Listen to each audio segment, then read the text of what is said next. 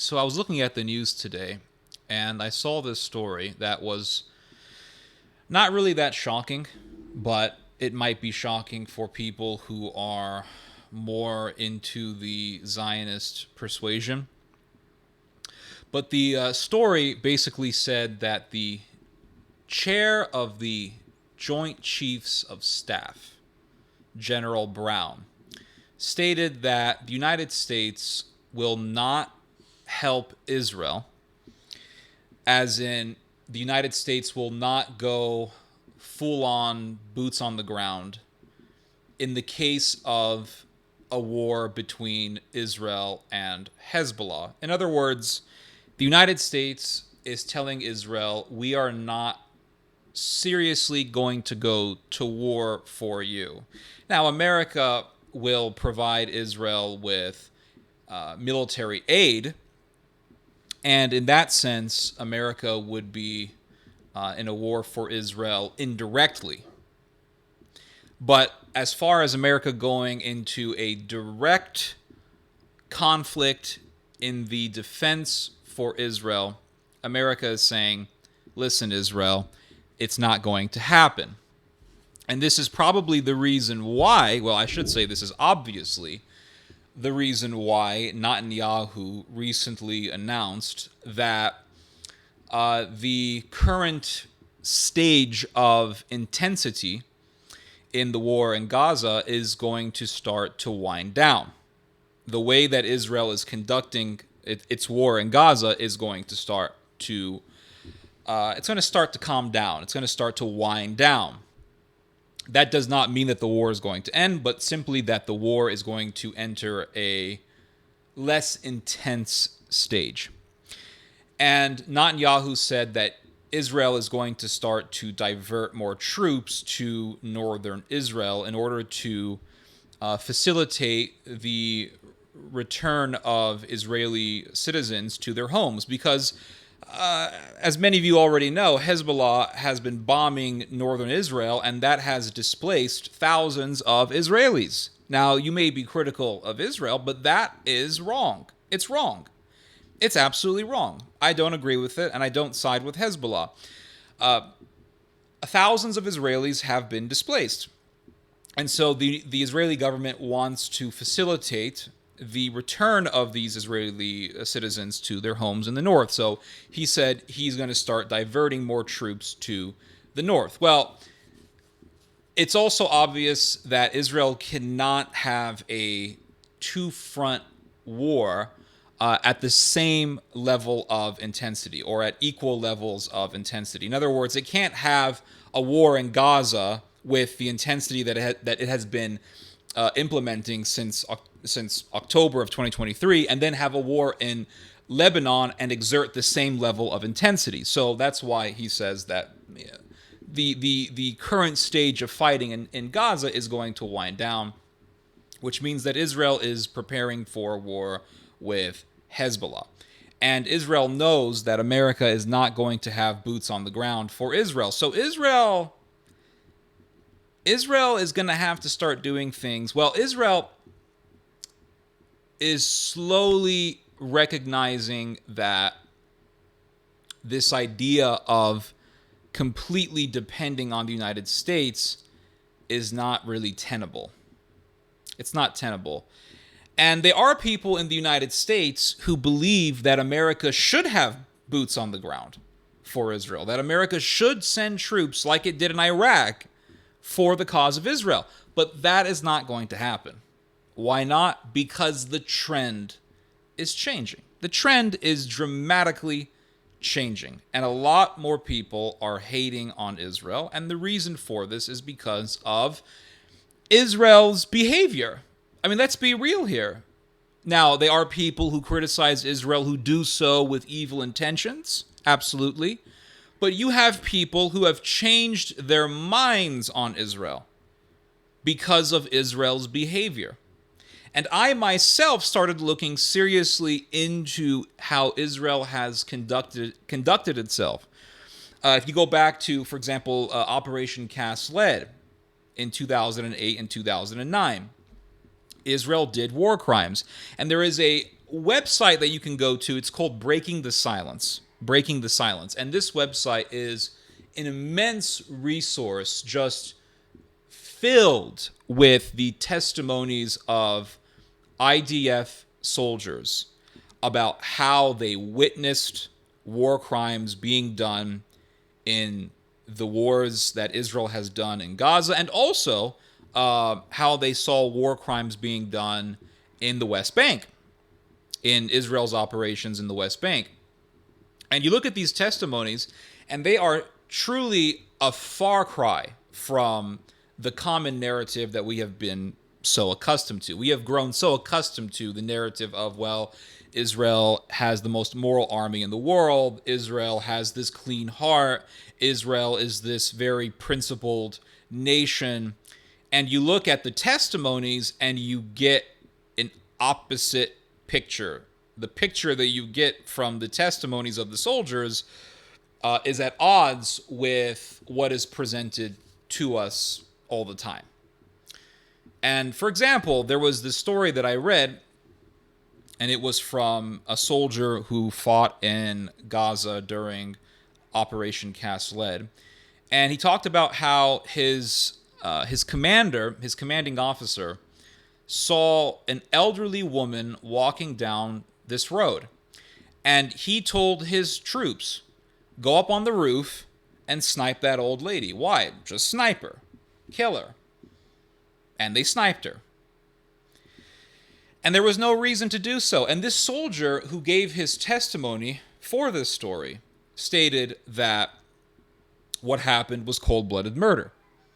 Of course, there are people who will come out and say, well, she may have been a terrorist, she may have been a suicide bomber, she may have been whatever. But you have soldiers in Israel who have humanity, who have principles, and they say that things like that, actions such as that, are wrong. They're evil. There was one story that I read from another Israeli soldier, and he gave an account of this very disturbing event that took place in a war in Gaza. I want to say it was Cast Lead, in which the Israeli soldiers were trying to get into this house, and they were knocking on the door, and they knocked and they knocked and they knocked, and nobody was opening the door. And so they decided to put what is called a fox, right? What they call in the Israeli military a fox. A fox is just a bomb that you use to open up a door. And when the Israelis open up a door with a bomb, they call it opening the door wet. That's how they term it, opening a door wet. And so they decided to open the door wet. They put the bomb at the door, and before the bomb went off, this woman, the woman in the house, the mother in the house, decided to open the door. She opens up the door and the bomb went off. Now you could say, well, it wasn't the fault of the Israelis. They didn't mean to do this. Okay, fine, granted, right? They did try. In all fairness, they did knock on the door. They knocked on the door. And she didn't open it up, and so they thought, okay, let's use a bomb to open up the door. But what makes the story so disturbing is how the soldiers reacted. Because the bomb went off, and the soldier who gave his testimony said that her arms were splattered on the door. And you could see her limbs splattered on the door, and her two children ran out to see their mother cut asunder, cut in pieces, and her arms splattered, smeared on the door. You could say, well, this is not the fault of the soldiers. They didn't mean to do it. Okay. But then later on that day, the soldiers were together in their hangout session, and they said, oh, and the kids came out running. The kids came out running, and they saw their mom smeared on the door. It was so funny, and everyone in the group is laughing, except for this guy who gave the testimony. He did not find it funny. He didn't find it funny because he had compassion. It's like the story of the Good Samaritan. Jesus says there's this man who was mugged and he's left for dead and he's terribly injured and he's probably close to death. And this religious figure comes and he's walking about and he says, well, my day is too busy. And he sees this man dying on the side of the road. He says, oh, who gives a damn? And he keeps on walking. But then a Samaritan comes and he has compassion. And Jesus uses those words, and he had compassion. And that is what made the Samaritan righteous before God, was his compassion. And this one soldier in this group had compassion enough to give his testimony about what he saw, the sadism of these soldiers. And I was reading this article about how these units would have their own T-shirts. They would put together their own T-shirts. And I couldn't believe what I was reading. I mean, it was so disturbing. For example, they had this one T-shirt that had, I think it was a dead child, or let me see. I'll read to you guys the description because I don't want to get it wrong. So it says here, and this is from a testimony of a soldier, a T-shirt for infantry snipers bears the inscription, "Better use Durex," referring to a brand of condoms, next to a picture of a dead Palestinian baby with his weeping mother and a teddy bear beside him. I mean, this is evil. This goes beyond a war with a purpose. There's no purpose for this. This is just an evil grimace that shows in the countenance of the Israeli military. And it says here, a sharpshooter's T-shirt from the Givati Brigade's Shaked Battalion shows a pregnant Palestinian woman with a bullseye superimposed on her belly with the slogan in English, "One shot, 2 kills." It's just evil. It's absolutely evil. And I saw this one report. It was from Amnesty International, and Norman Finkelstein recounts it in his book. It was from the war that took place in 2014, the 2014 Gaza operation. And there's an account from a woman, or a civilian, I'm not sure what the gender was, but there's an account from a civilian in which the civilian says that the Israeli armed forces would put out an announcement on a loudspeaker telling everyone, stay in your homes, be safe, stay in your homes, don't go out to the street, you have been warned, you have been warned. And this civilian recounted how they obeyed the order. They didn't want to be killed, so they just stayed in their homes. And then Israel would cynically just bomb them. So stay in your homes, and then, oh yeah, stay away. We want to help you because, you know, we're the most moral army in the world. Stay in your homes. Stay in your homes. Be safe. And then they would bomb you in your house. It's sick. It's absolutely sick. And then there was this Israeli soldier. What was his name? His name was, I think it was Haidar Golden.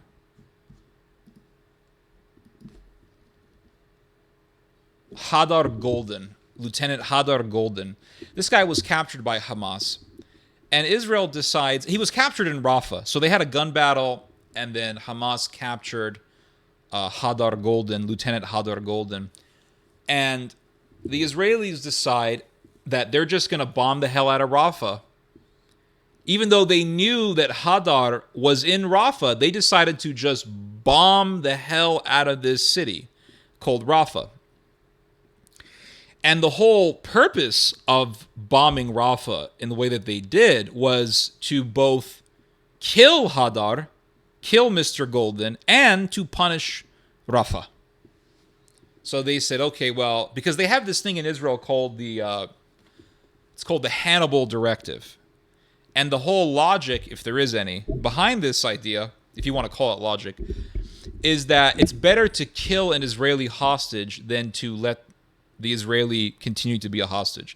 Or it's better, really, I should say, it's better to kill the hostage, and according to the Hannibal Directive, it's better to kill the hostage than to actually rescue the hostage. And they actually did this during October the 7th. They did. They were killing Israeli hostages on October the 7th in Israel. In Israel. They just said, okay, instead of rescuing the hostages, we'll just kill them.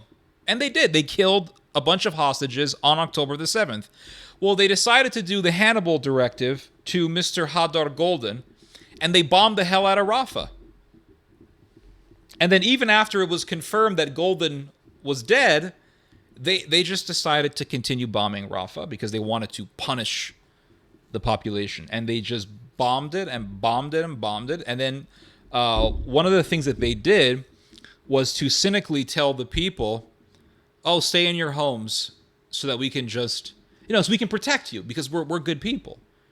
But the reality was that they wanted the people to stay in their homes so that they could just bomb them when they were in their homes. It's kind of like what they did in Gaza recently. They said, "Oh, go to Rafah, go down south, blah, blah, blah." And then they bombed them in the place that they told them to go to.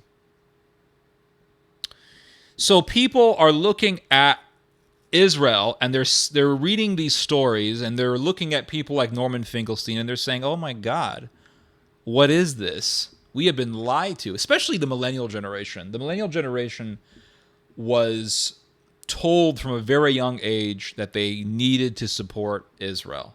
And listen, I support Israel's right to exist. I don't agree with Islamic terrorism. I don't agree with anti-Semitism. I don't agree with Islamic jihad against Israel or anything like that. What I'm simply saying is that this idea that Israel is the most moral army, or that Israel is this country that is friends with Christians and all that, or this country that doesn't do any wrong, this idea is just, it's at odds with the reality. It's at odds with the reality. It's kind of like Iraq. Well, it's very much so like Iraq. It reminds me so much of Iraq, actually, because when I was 12 years old, 13 years old, I was given all the propaganda. I was fed all the propaganda. I watched Fox News, and I was told about how the U.S. military is there to bring democracy. Oh, yeah, and I know at this point it has become a redundant cliche. America went over there to fight for democracy, and it was a lie, and blah, blah, blah. At this point, saying that is a no-brainer. Everyone knows this. Almost everyone in America is against war. Almost everyone in America is against the idea of going to war. And if you are in support for war, you are seen as fringe in America nowadays. You're seen as fringe. But back in the day, there was once upon a time where you were seen as fringe if you were anti-war. And there were people who thought that the war in Iraq was a great idea because of 9/11. And they listened to Toby Keith, "Will put a boot up your ass because it's the American way," and all this stuff. Listen, I bought into all that garbage. I did. I'm a recovering absorber of bullshit. I am. I'm a recovering absorber of bullshit. Because what eventually happened was, we saw the Syrian revolution, and we realized that the destabilization that removing Saddam caused spilled over into Syria, and then you had the rebels who were being backed by NATO, and then you found out that they were terrorists in Iraq who were being backed by America, and then you found out that Israel was backing terrorists, and then you read about all of the messed up shit that American soldiers were doing, rape, massacres, and how people were getting away with murder. In Iraq, soldiers were getting away with murder. They were doing massacres in Iraq and getting away with it. Not everyone, but a bunch of people were getting away with it. And then you look at this whole thing and you're saying, wait a second, what the hell? We were there to bring civility? Well, that's a bunch of garbage. That's a lie. It's an absolute lie. But it was fed to our minds. It was fed to our hearts. And we fell for it. We fell into this terrible trough for America. And then we woke up. We woke up, and we are continuing to wake up. We are continuing to wake up. So people have been waking up to Israel, and this has been going on for years. In fact, Finkelstein, in his book that he wrote, Gaza, An Inquest into Its Martyrdom, which he wrote back in 2018, in this book, Finkelstein says that support for Israel is dwindling. And he wrote this back in 2018. I'll read to you what he wrote. It's a very short line. He said that Israel has been slowly but steadily losing the battle for public opinion in the West. And this is so true. And maybe if you heard this back in 2018, you would think, oh, that's just propaganda. It's just defeatism, whatever. You're trying to undermine the support for Israel by saying that. But it's very true. It is very true. And You probably didn't notice this in 2018, but you can definitely see this now. Back in 2018, the decline in support for Israel was looming. It wasn't completely seen. It wasn't clearly seen. It wasn't clearly visible. But now you can see it. Now you can see it. And it's come to the point where Donald Trump himself has told Israel to stop killing so many people. And I'll read to you guys what Trump said. And I talked about this in my last stream, but I want to just read this to you guys again. Donald Trump, who is arguably the most pro-Israel president we've ever had, stated that Israel is, quote, these are his words, absolutely losing the PR war. This is coming from Trump. Now, if this came from Biden, you could say, well, it's just a Democrat, and Democrats tend to be more critical of Israel, blah, blah, blah, blah, blah. No, this is coming from Donald Trump. This is the guy who said Tel Aviv is no longer the capital of Israel. It's now Jerusalem. And when everybody went against Trump, Trump gave them the finger. He gave them the bird. He said, no, Jerusalem is the capital. So Trump, arguably the most Zionist president we have ever had, is now saying that Israel is, to use his words, absolutely losing the PR war. And he exhorted Israel, quote, these are his words, get it over with and let's get back to peace and stop killing people. This is what Trump told Israel. And if you notice that Trump is not saying much about Israel, have you wondered about that? I have. And I have read a really good observation that the reason why Trump is silent is because he and the people around him, all of the PR people around him, they know that support for Israel is declining. It's dwindling down. And so they see all these people hating on Biden because Biden is not strong enough against Israel. And they see Biden in between a rock and a hard place because Biden, he can't seriously express himself against Israel because, well, that would anger all the pro-Israel people and it would anger AIPAC. But at the same time, Biden, he can't be excessively pro-Israel because then that would anger all of the people in his faction who are against Israel, who are critical of Israel. That would anger all of the Middle Eastern voters in states like Michigan and Minnesota. That would anger all of the liberals who are sympathetic to the Palestinians. And so you're seeing a lot of people, a lot of Democrats saying that they're not going to vote for Biden. They're not going to vote for Biden. So those people who aren't going to vote for Biden, those are potential voters for Donald Trump. And I'm not saying that these people are going to become pro-Trump.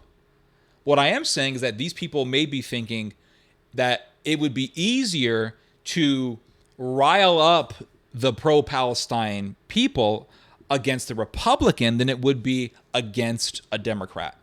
Because it's harder to get liberals in a demonstration critical of the United States for supporting Israel when the president is their guy. But if the president is not their guy, if the president is their enemy, such as Trump, then it would be easier to amass large crowds of liberals to demonstrate for Palestine because then these liberals could say, to hell with Trump. So those are potential voters. Those people who say that they're not going to vote for Biden. In fact, they did a poll, I believe, in the state of Michigan, and they found out in this poll that only 7% of Middle Eastern people who were involved in this poll said that they're going to vote for Biden. Only 7% of the Middle Eastern people in America, in this one particular state, I'm pretty certain it was Michigan, said that they're going to vote for Biden, which means that a lot of Middle Eastern folks are not going to vote for Biden. And the Middle Eastern vote in states like Michigan and Minnesota is a pretty big deal now. And so Trump wants to win those people over. He can't be gung-ho waving the Star of David. He's not going to do that because Trump and those around him know that to be overtly, excessively, flamboyantly pro-Israel is not popular. It's not popular. It's a trend that is dying. And we see it even in Trump. Trump said, Israel, you're losing the PR war. You're losing the PR war. That means that Trump knows that to be pro-Israel would be to lose the PR war. It's quite amazing to see what's happening. And frankly, a lot of the support for Israel is dwindling because, and this is sad to say, because of Israel's behavior. A lot of this has to do with Israel's behavior. They want to say, oh, it's anti-Semitism, it's this. No, a lot of this has to do with Israel's behavior. And it also has to do with people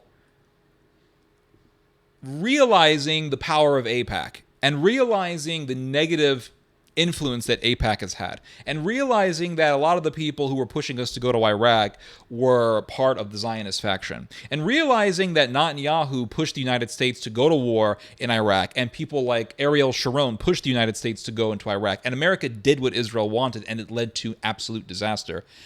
And now Israel is saying, oh, fight for us, we need America, or we have to, America needs to support Israel in this war. And people are looking at Israel and saying, wait, you helped, you contributed to this nightmare. You did. By removing Saddam, you then destabilized the Middle East, you empowered Iran, and now Israel is complaining about Iran, and Israel is in danger of an Iranian incursion. But you got rid of the biggest enemy of Iran, which was Saddam Hussein, and then you empowered Iran, and then in turn you empowered Hezbollah.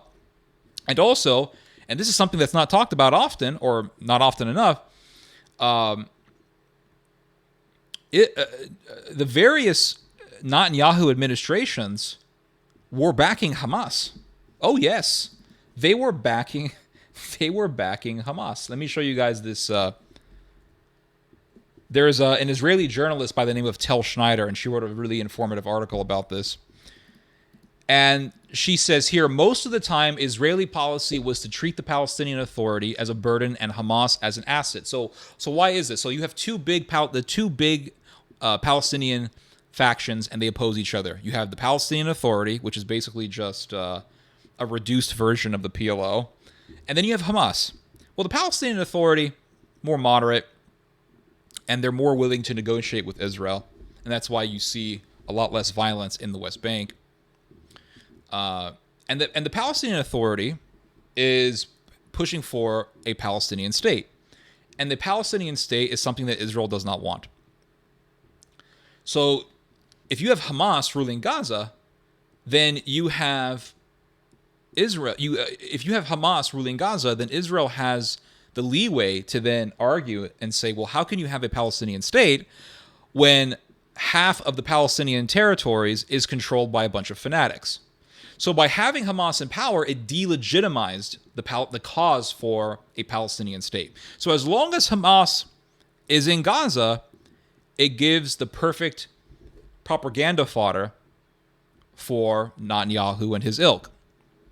And this was the argument that was made by Netanyahu himself, and this was the argument that was made also by Bezalel Smotrich himself. He said this back in 2015, that Hamas in power basically delegitimizes the whole Palestinian cause. And Schneider also wrote, according to various reports, Netanyahu made a similar point at a Likud faction meeting in early 2019 when he was quoted as saying that those who oppose a Palestinian state should support the transfer of funds to Gaza, because maintaining the separation between the Palestinian Authority in the West Bank and Hamas in Gaza would prevent the establishment of a Palestinian state. And a lot of people are learning about this, and they're saying, wait a second, Israel, this is a Frankenstein that you helped create. You empowered this monster, and now you're dealing with it. It's amazing, because for years we've been hearing about how, Hamas is this terrorist organization and Israel has to fight against this evil terrorist group. It's part of the Iranian front and blah, blah, blah, blah.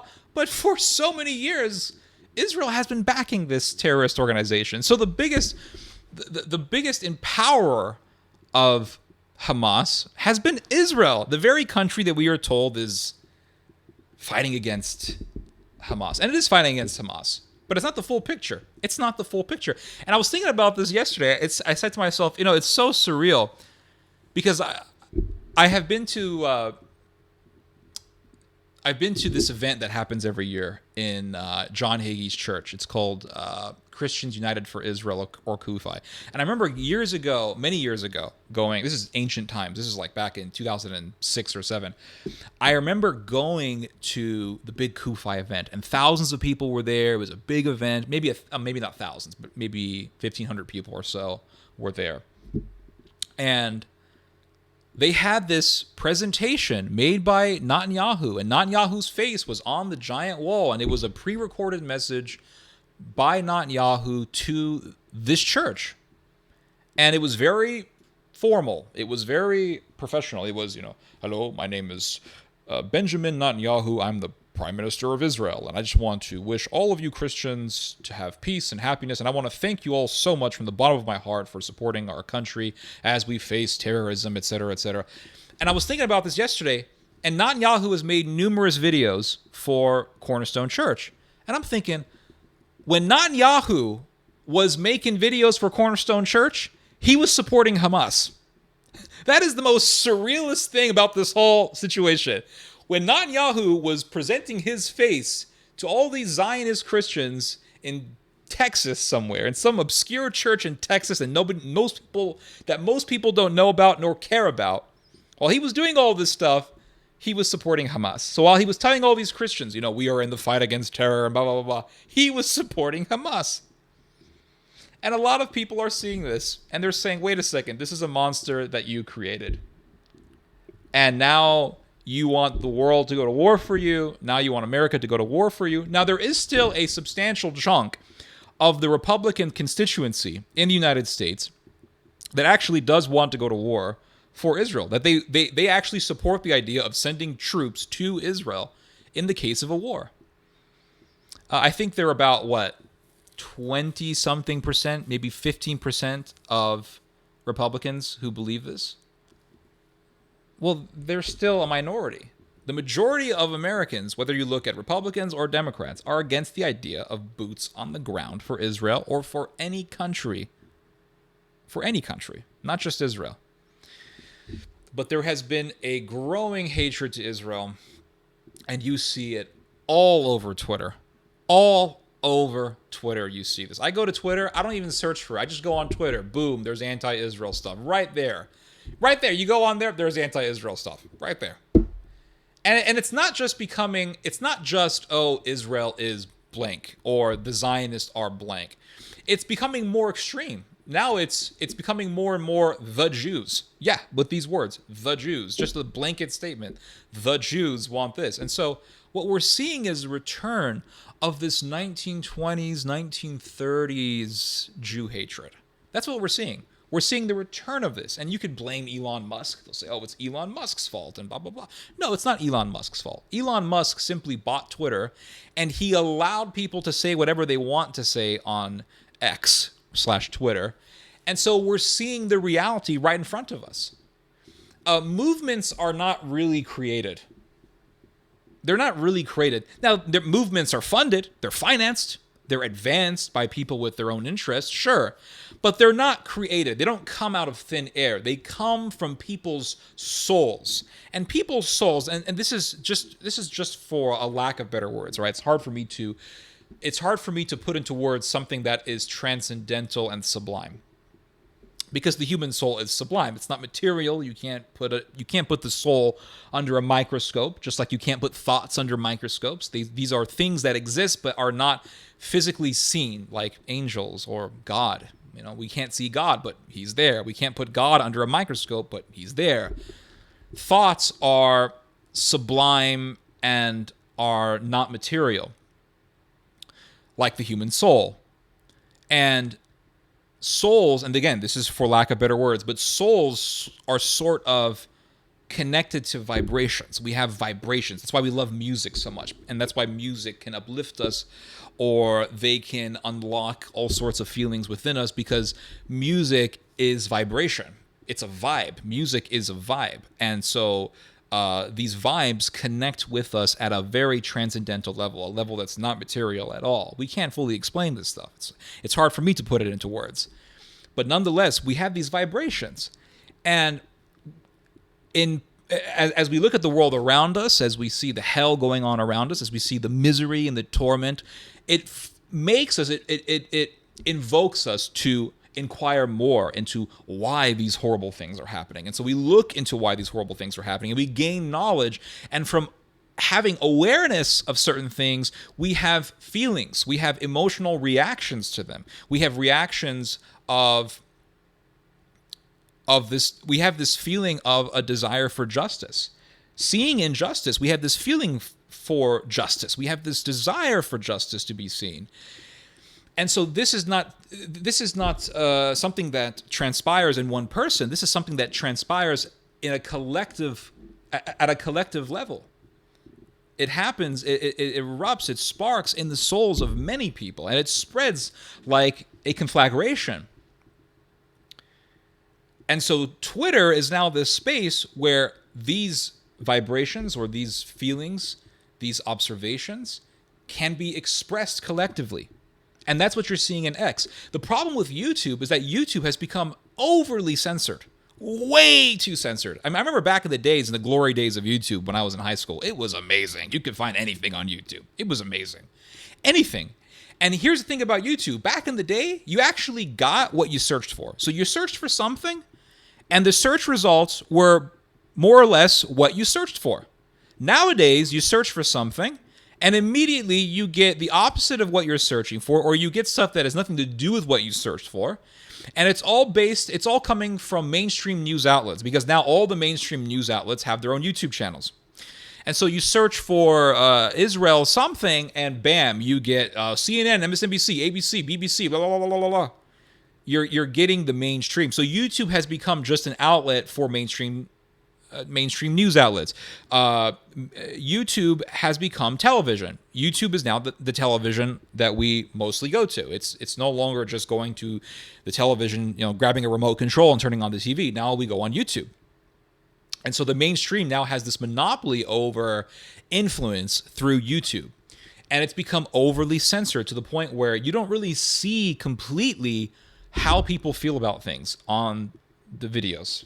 You just get the mainstream opinions, what the mainstream sources are saying, et cetera, et cetera. You don't get the totality of what's happening, because politics is not just what politicians say. Politics is not just what certain figureheads say. Politics also is something that emanates from the meta. There's something called metapolitics. And metapolitics is simply a word that is used to describe the overall feeling of a society, the overall political feeling of a society, how a society feels generally speaking. That's the metapolitical. There's politics, and then there's metapolitics. And you have all these people who say things like, "Oh, I wish I could become president. If I was president, I would do this," or "I should run for president." That's politics, and that's only looking at things at the superficial level of politics. What is more effective than just running for political office or running for regional politics is to actually change the culture, and that's metapolitics. It's to change the culture, and we are seeing this amazing shift in culture through memes, through certain styles of music. A lot of people are now getting into synthwave music when getting into political matters or philosophical and cultural matters. They're getting into synthwave music, and music is a vibe, and memes are a vibe, and art is a vibe. Art is a vibe. And again, the vibe connects with what? Why do we use the word vibe? Vibe is vibration. That's what the word means. The vibrations of what? The vibrations of our soul, how our soul feels.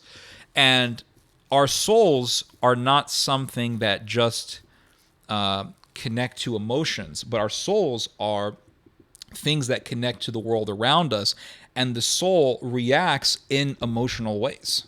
And the emotions are a gauge by which we have awareness for what's happening around us. And that's what metapolitics is all about. It's about the culture and influencing people, not just through ideas, but through vibes. And that's being done through memes and music. It's being done by certain slogans, and these slogans become trends, and trends become culture, and culture translates into politics. And the people who control the meta are the ones who will dominate politically. That's the bottom line. The ones who control the meta are the ones who dominate politically. And that's why in Europe, for example, you see the right wing dominating the meta-political realm. It's the meta-political that we have to focus on. We can talk about people running for office and how this guy won and blah, blah, blah, or this center-right or center-left person won, blah, blah, blah. What's going on at the meta-political level? Because what's going on at the meta-political level is going to dictate what happens in the bigger picture, in the grand scheme of things. The Nazis lost a whole bunch of elections. They didn't win every single election. But because they eventually had this immense influence at the meta-political level, they dominated Germany and they would eventually dominate most of Europe. So we have to look at the meta-political. We have to. That is the bottom line, everyone. We have to look at the meta-political. And what we're seeing at the meta-political level when it comes to Israel is that people are really expressing animosity and rage against Israel. There is this almost existential rage being made against Israel. Sure, there are a lot of people who are pro-Israel. Absolutely, there's no doubt about that. But the people, the voices against Israel are becoming, or are seriously a major voice, and they are growing and they are resounding in the air. Like I said, they're not just looming. They're showing themselves. They're showing themselves with this immense confidence. And a lot of this, like I said, has to do with Israel's behavior. A lot of this has to do with Israel's behavior. And also, there's a lot of people converting to Orthodox Christianity, and they're reading about what the saints had to say about Israel, and basically how Israel is the church. You have all these evangelicals who for so many years have looked to Israel as if Israel is God's people, and it's actually like they'll say things like, we are actually grafted into Israel, and by that they mean we're grafted with Netanyahu, or we're grafted with Bill Maher, or we're grafted with Peter Singer, or we're grafted with Karl Marx, or we're grafted with Dennis Prager, or we're grafted with Rabbi Shmuley, and that just doesn't make any sense. What is Israel? Is Israel the modern day state of Israel, or is Israel God's people? Are we focusing on earthly Jerusalem, or are we focusing on the Jerusalem up on high? And you look at Paul's letter to the Hebrews, and Paul is saying that we have the heavenly Mount Zion. Paul is not focusing on the earthly Mount Zion. He's focusing on the heavenly Mount Zion. So a lot of Christians are realizing this. And you're seeing this decline in Christian Zionism. So the world is turning against Israel.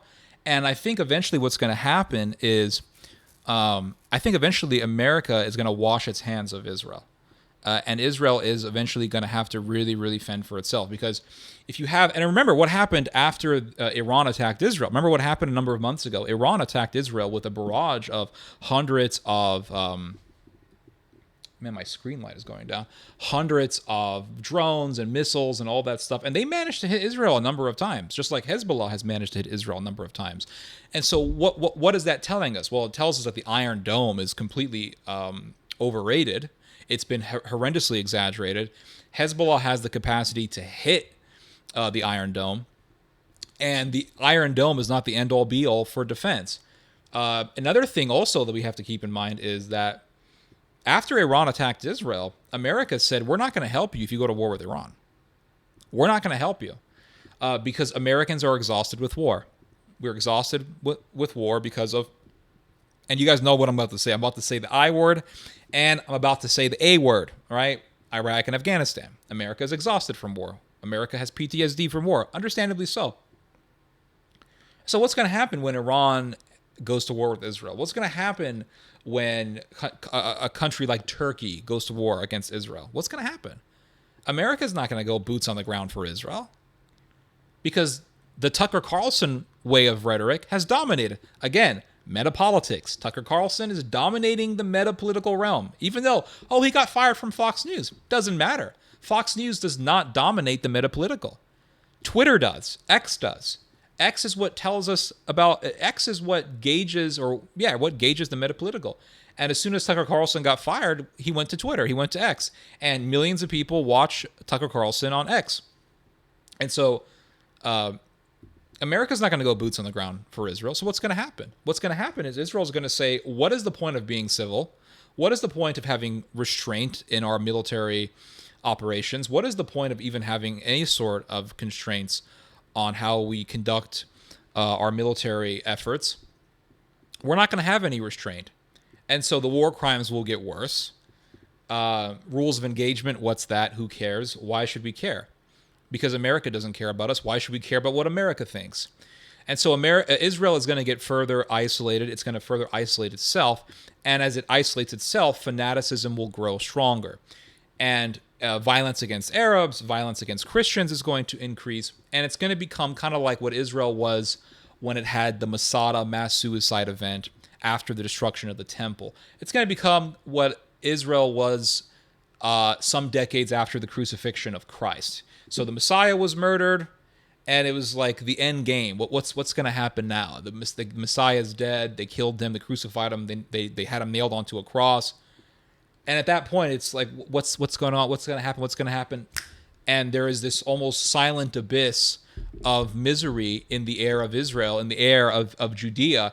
And bam, they start killing each other. They revolted against the Romans. They started killing one another.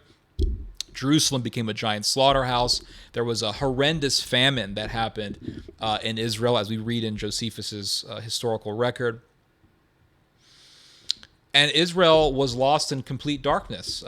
Things got so bad that Josephus tells us that people were literally cross-dressing in the middle of Jerusalem as they were killing people. Yeah, men were dressing up like women as they were murdering people. I could totally see that happening in modern-day Tel Aviv. I could totally see that happening in Jerusalem. So Israel is going to isolate itself. Fanaticism will overwhelm the moderates. People with reason will be overpowered by those without reason. And Israel will be lost in the darkness. And whatever glimmer of hope that is left will be put out. I don't see anything positive. I know it sounds like I'm one of these doom and gloom people, but I just don't see anything positive. I just don't. I'm sorry to say it. I've kind of come... The way I see Israel is kind of like how I see the Catholic Church. I mean, after the weird experiences that I had in the Catholic Church, and after reading about all the horrors that have happened in the Catholic world, I just don't really have much hope for the Catholic Church. I have the same sentiment for Israel. I don't really see much good. And if you're a Christian living in Israel, I would leave. Seriously. If you're an Arab living in Israel and you're a decent person, I would leave. I don't see what the point is in staying in Israel. The whole place is about to blow up. So anyway, yeah, those are my thoughts on that. You guys just heard some theology. God bless.